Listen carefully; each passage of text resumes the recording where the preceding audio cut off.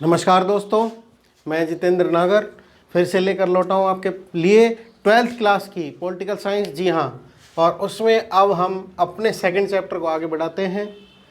शक्ति के सिद्धांत के अंदर हमें साथ में पढ़ना है सत्ता और वैधता को। तो शक्ति का सिद्धांत हमने क्लियर कर लिया, अभी हम आगे चलते हैं किसके साथ, सत्ता और वैधता में। तो सबसे पहले हम इसमें से लेंगे टॉपिक सत्ता।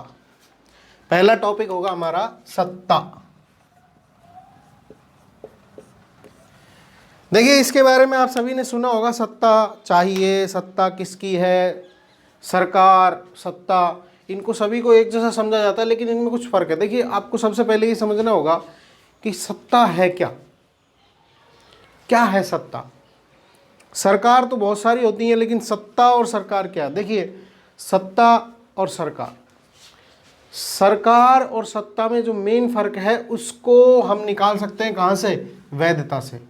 वैधता से ही हमको ये क्लियर होता है कि सत्ता में, वास्तविकता में कोई सत्ता है या नहीं। क्योंकि देखिए, हमने दो लेने हैं उदाहरण यहाँ पर। एक आप ले लीजिए कोई तानाशाह, और दूसरा कोई व्यक्ति ले लीजिए आप, जस्ट लाइक हम इसमें ले सकते हैं कोई अच्छा राजा जिसने अच्छे काम किए हो अपने समय पर। तो हम चलो इसमें सीधा लिख लेते हैं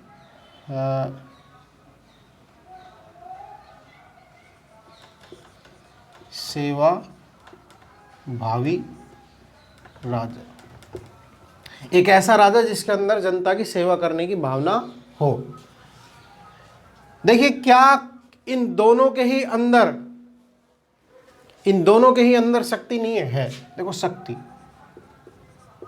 जब हमने शक्ति पढ़ी थी तो हमने ये देखा था कि शक्ति कैसी होती है? दमनात्मक होती है और अप्रजातांत्रिक होती है, क्योंकि ये शक्ति पहले से ही मौजूद होती है, लेकिन इसका जो आगे का मोशन है, यानी कि इसका बल और उसके बाद में इसका प्रभाव, वो सेट करता है कि शक्ति सकारात्मक थी या नहीं। यानी कि शक्ति यहाँ भी होगी और शक्ति यहाँ भी होगी। दोनों ही जगह हमें शक्ति क्या होगी? देखने को मिलेगी। शक्ति दोनों ही जगह देखने को मिलेगी, ध्यान रख लेना। लेकिन अब यहां लिखते हैं जनता की सहमति। तो जनता की सहमति, अब आपको देखिए पता है कि इस स्थिति में जनता की सहमति नहीं मिलेगी, लेकिन इस स्थिति में जनता की सहमति स्वतः ही मिल जाती है। जनता की सहमति का कारण क्या है? कि वो क्या है? वैध है। अब यदि ये वैध है तो हम इस सत्ता को वैध ना होने के कारण सत्ता नहीं कह सकते, जबकि ये वैध है। इसीलिए हम एक ऐसी शक्ति जिसे जनता की सहमति, यानी कि शासितों की सहमति प्राप्त हो, तो उसे हम क्या कह देते हैं? सत्ता। सीधा सीधा मैटर, ठीक है। अर्थात इसमें हमें यही लेना है कि अर्थात सत्ता किसी संस्था या व्यक्ति में नियमित या नियम या आदेश का वह गुण है जिससे स्वेच्छा से ही लोग उसकी आज्ञा का क्या करते हैं? पालन करते हैं। देखिए, किसी संस्था या व्यक्ति के ऐसे गुण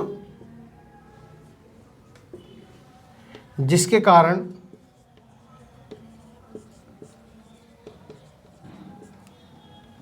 अन्य उसकी आज्ञा का पालन स्वतः ही करते हैं।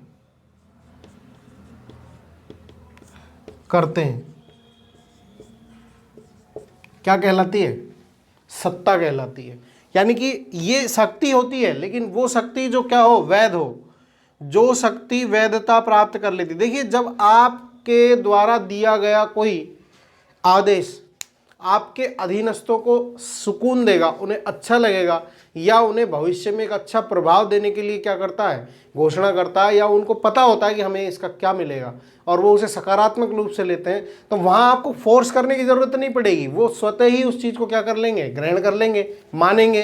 बल्कि आपको उनसे कहने की जरूरत नहीं पड़ेगी, वो खुद ही आपको क्या करेंगे, सपोर्ट करेंगे। हाँ, हम आपके साथ हैं, हम ऐसा करेंगे। तो उस तरह की स्थिति जो होती है तो उसे हम क्या कह सकते हैं, सत्ता कह सकते हैं। जस्ट लाइक इस समय जो लॉकडाउन चला हुआ है और इस लॉकडाउन में गवर्नमेंट की जनता स्वतः ही क्या कर रही है, मदद कर रही है। तो यही स्थिति होती है। इसके कारण क्या होता है, सीधा सीधा जो आपकी सत्ता, आपकी जो सरकार है, उसे वैधता प्राप्त होने के कारण वो किस में तब्दील हो जाती है, सत्ता में तब्दील हो जाती है। इतना आपको पता होना चाहिए इसको। अब इसकी परिभाषा देखते हैं हेनरी फ्योल के अनुसार।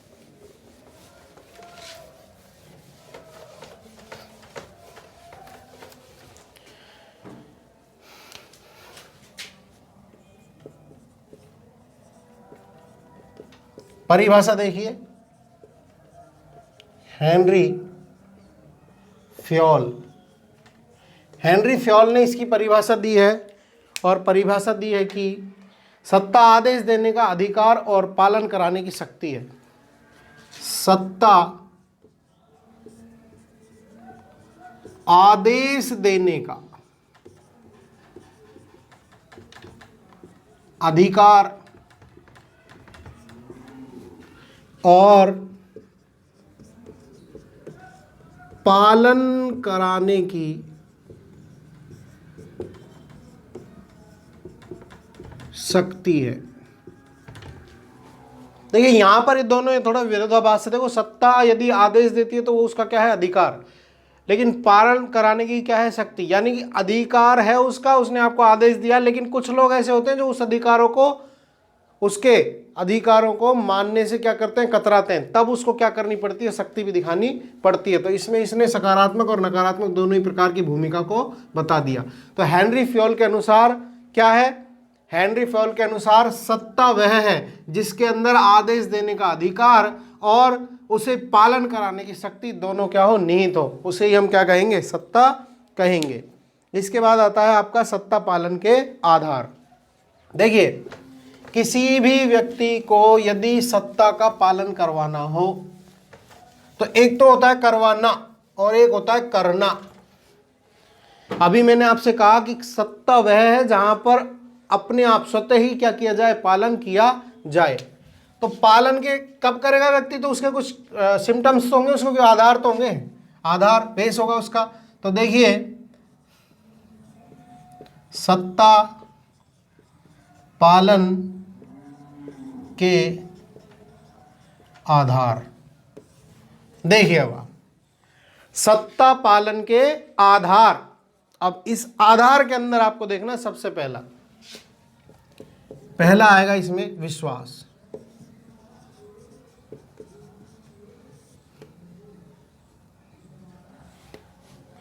पहला होना चाहिए क्या, विश्वास।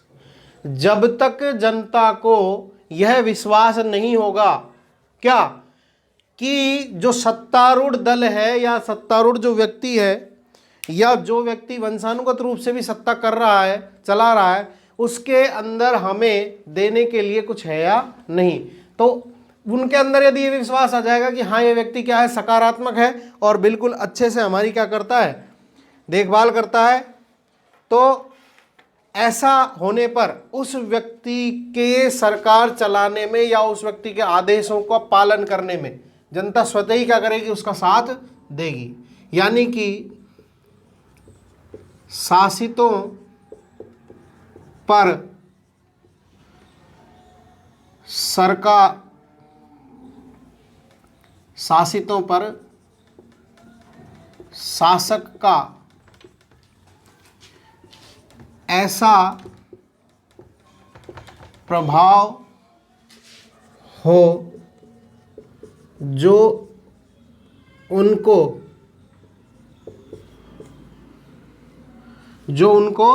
आदेश पालन के लिए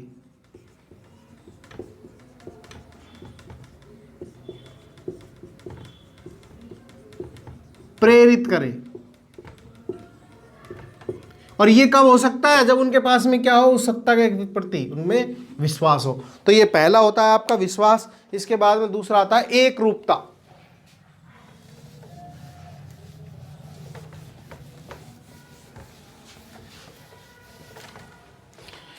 एक रूपता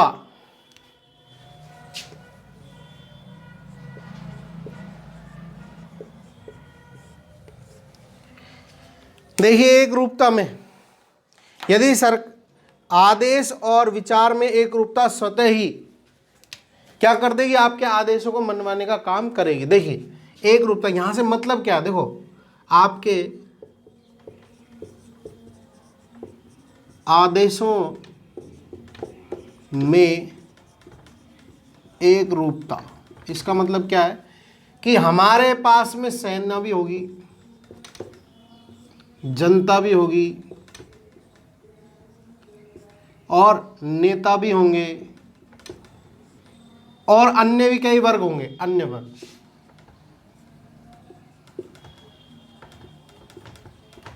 ये सभी वर्ग अपने अपने स्तर पर, यदि उनको जब हम आदेश देते हैं तो यदि उनको ऐसा लगा कि हमारे साथ में भेदभाव किया जा रहा है, तो क्या वो आपकी सत्ता को वैधता प्रदान करेंगे? नहीं। इसीलिए आपके आदेशों में ऐसी एक रूपता होनी चाहिए कि आपके जो शासित, आपका जो शासित वर्ग है, वो वर्ग जिसके ऊपर आप शासन कर रहे हैं, उनको आपके ऊपर क्या हो जाए, पूरे बिलीव हो जाए और वो आपको और आपकी सत्ता को क्या कर ले, मंजूर कर ले। तो ये दूसरा आधार हुआ। और इसके बाद में आता है आपका तीसरा आधार, जिसे कहते हैं हम लोकहित। ये सबसे मेन होता है, क्योंकि सारे आधारों की जो आधारशिला है वो इसी से तैयार होती है, लोकहित।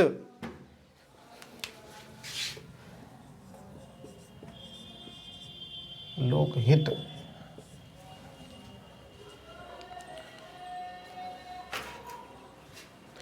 देखिए,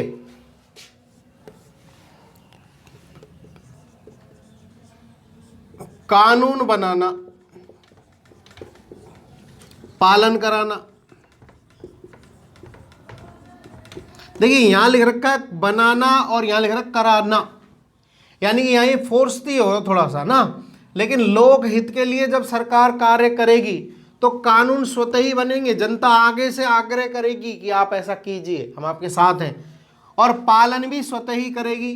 तो जब ऐसी स्थिति होगी, यानी कि लोकहित होगा, तो इस तरह की चीजों में फोर्स की, दबाव की आवश्यकता नहीं होगी।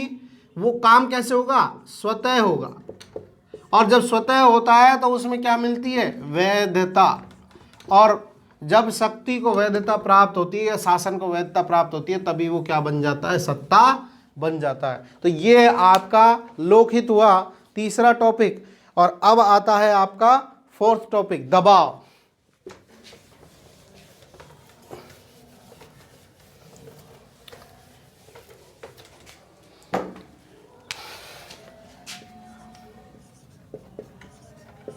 देखिए भाई, ये दबाव है और ये आता है नकारात्मक लोगों के लिए, ध्यान रख लेना।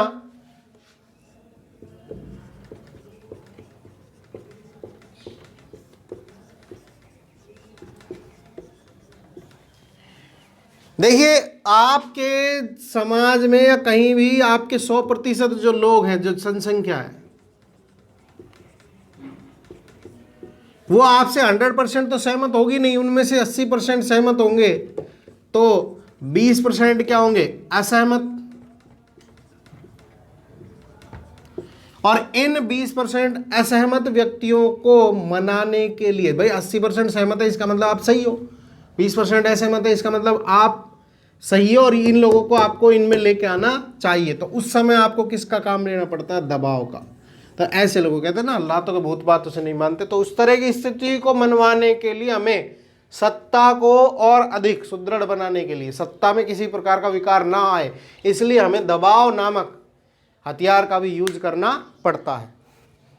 अब आते हैं आपके, देखो ये हुए आपके सत्ता को हासिल करने के क्या थे,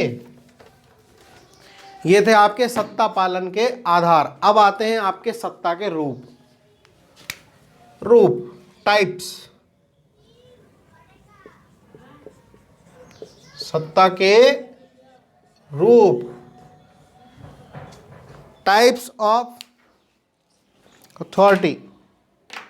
तो देखिए, सत्ता के रूप में सबसे पहला आता है परंपरागत सत्ता। आपको पता है वो सत्ता के रूप क्या है? देखो, सत्ता हमने देख ली। देखो, एक हमारे बहुत ही पूज्य हुए श्री राम, और हम आज भी राम राज्य की कल्पना करते हैं, जबकि हम लोकतंत्र में जी रहे हैं, यानी कि हमें यहाँ भी कुछ कमी लग रही है, जबकि यहाँ सब कुछ करने वाले हम ही हैं। वहाँ व्यक्ति एक काम करने वाला था, तब भी सब खुश थे। इसका मतलब ये जरूरी नहीं है कि आपने एक डेकोरम सेट कर दिया तो उसमें सभी लोग खुश ही रहेंगे, या सभी को सकारात्मकता देखने को वहाँ पर मिलेगी। नकारात्मक पक्ष भी देखने को मिल सकते हैं, और ऐसी स्थिति को कई बार हम सामने में देखते हैं। तो उसी के आधार पर हमने सत्ता को क्या किया, अलग अलग भागों में बांटा है कि सत्ता किस प्रकार से क्या कर रही है, ड्राइव कर रही है। तो सत्ता कैसे चल रही है? तो पहली सत्ता होती है कैसी, कैसी सत्ता होती है? पहली सत्ता आपकी होगी वंशानुगत, बोल सकते हैं अपन उसको, और ये होगी परंपरागत।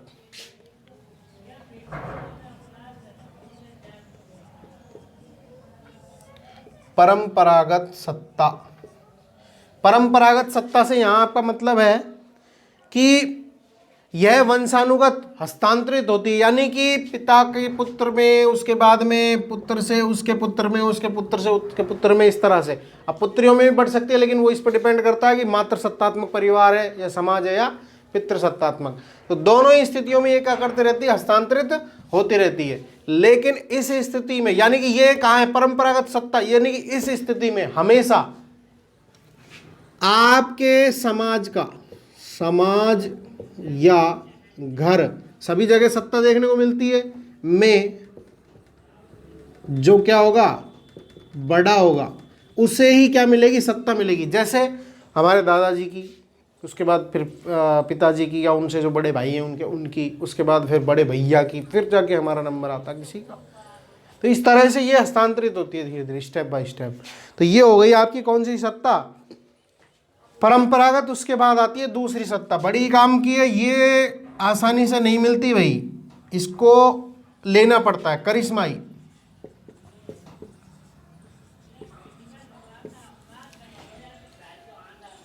करिश्माई सत्ता। देखिए, ये करिश्माई सत्ता कैसी होती है,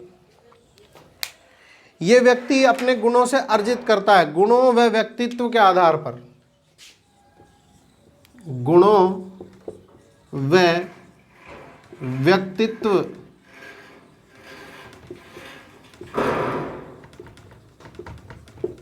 आधार पर प्राप्त करना। इसे प्राप्त किया जाता है, ये कहीं से मिलती नहीं है, पहले से नहीं मिलती, जन्मजात नहीं होती, या जन्मजात होती भी है तो देखो कई चीज़ें होती तो सभी चीज़ें जन्मजात है, लेकिन आपको आपके अंदर जो भी कुछ है उसको बाहर निकाल के दिखाना पड़ता है, यानी कि आपको उसे अमल में लाना पड़ता है, उसे दिखाना पड़ता है, पब्लिक के सामने उसको प्रदर्शित कर, प्रैक्टिकल की ज़रूरत होती है। तो उस समय हम उसको क्या बोलते हैं, अर्जित बोलते हैं, ना कि जन्मजात। हम में बोलने की क्षमता होती है, लेकिन हम कब बोले, हम में लिखने की क्षमता होती है, लेकिन हमने कब लिखना सीखा, तो ये सारी चीज़ें हैं। तो इसलिए हम उसको क्या बोल देते हैं, अर्जित। ठीक है, तो करिश्माई सत्ता। अब इसमें देखिए, ये किसी बच्चे में भी हो सकती है, बुजुर्ग में भी हो सकती है, किसी में भी हो सकती है। कारण, जिस लाइक हम बात करें भगवान कृष्ण की, ये आपको पता है ये जन्म से कैसे थे, और उसी तरह की इनकी प्रवृत्ति थी, और इन्होंने आगे जाकर, इसीलिए तो इनको हमारे हिंदू धर्म में साक्षात भगवान का प्रतीक माना गया, प्रतीक क्या, भगवान ही माना गया है इनको। तो इसीलिए यहाँ से इस तरह की चीज़ें क्यों जनरेट हुई, क्योंकि इन्होंने शुरू से ही अपने किसी भी प्रकार से, अब क्या कुछ भी कह लो आप, चमत्कार कह लो या लोकहित के कार्य कह लो, इस तरह के कार्य करते हुए इन्होंने अपनी सत्ता को अर्जित किया, और उस सत्ता को इन्होंने बनाए रखा। तो ये होती है एक चमत्कारी, करिश्माई सत्ता जिसको हम बोलते हैं। इसके बाद में आता है आपका तीसरा। कुल मिला के बात ये, जब ये सत्ता किसी व्यक्ति के पास होती है तो वो दिन में अगर रात बताएगा तो रात ही समझी जाती है, यानी कि एक ऐसा हिप्नोटाइज है, उसको बोलते हैं क्या क्या बोलते हैं उसको, जो इनके पास भी बोलते हैं उसको, व्यक्ति की नज़रों को बांध देना, जिसको हम बोलते हैं सम्मोहन। एक प्रकार की सम्मोहन की शक्ति आ जाती है व्यक्ति के अंदर, उसके भाव इस प्रकार के हो जाते हैं कि वो सामने वाले को एकदम मदमस्त कर देता है। तो इस तरह की स्थिति होती है यहाँ पर। इसके बाद में आपकी तीसरी स्थिति आती है कानूनी या तर्कसंगत। कानूनी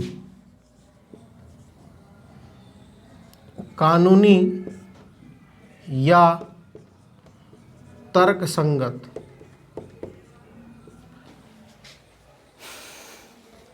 कानूनी या तर्कसंगत में देखिए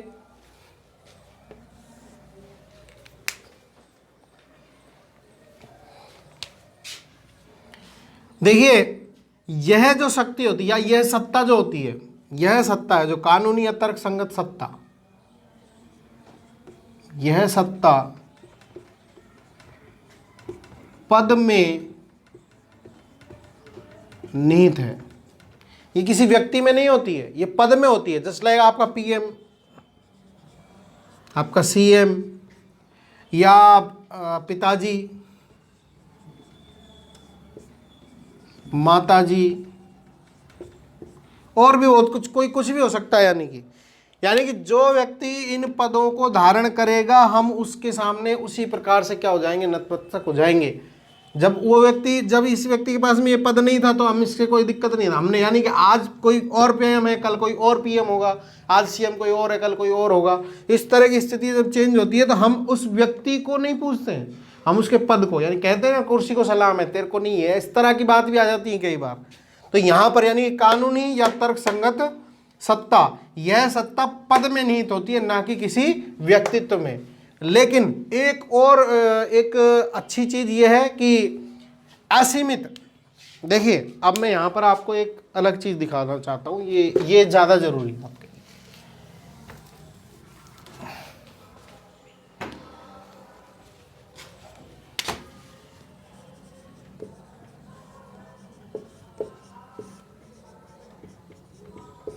असीमित सत्ता जिसकी कोई क्या नहीं हो, सीमा ना हो। देखिए किसी व्यक्ति के पास यदि करिश्माई सत्ता है, यानी करिश्माई व्यक्तित्व है, किसी का है, पहले से है उसका करिश्माई व्यक्तित्व, हम उसकी बातें पहले से ही मानते हैं, उसके पास कोई पद नहीं है तो हम उसको पद देने की कोशिश करेंगे, और उस व्यक्ति को यदि पद मिल गया तो उसकी करिश्माई सत्ता को कानूनी मान्यता भी मिल गई।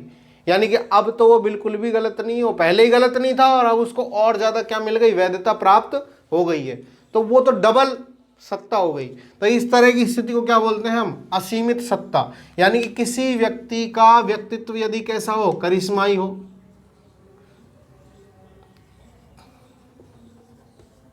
करिश्माई व्यक्तित्व में यदि कानूनी सत्ता क्या हो जाए, जुड़ जाए, तो इन दोनों का जो सम्मिश्रण होगा उसे अपन क्या कहेंगे, असीमित सत्ता कहेंगे। तो इस प्रकार से ये आपकी क्या होती है, सत्ता। अब आपको यहाँ पे आके आपकी सत्ता का टॉपिक समाप्त होता है। सत्ता में कोई दिक्कत नहीं आई आपको, फिर से बता देता हूँ मैं आपको। सत्ता क्या है, सत्ता वह है जब शक्ति को वैधता प्राप्त हो जाती है तो वो किस में तब्दील हो जाती है, सत्ता के अंदर। उसके बाद अपने देखे सत्ता प्राप्ति के आधार, तो आधार में हमने देखा विश्वास, एक रूपता, ठीक है, 4 टॉपिक अपने पढ़े थे। उसके बाद में हमारी आई सत्ता के रूप, तो सत्ता के रूप में हमने देखा वंशानुगत यानी परंपरागत, करिश्माई, कानूनी, और अंतिम जो मैंने आपको बताई क्या, असीमित सत्ता। अब हमारा जो टॉपिक होगा वो होगा वैधता।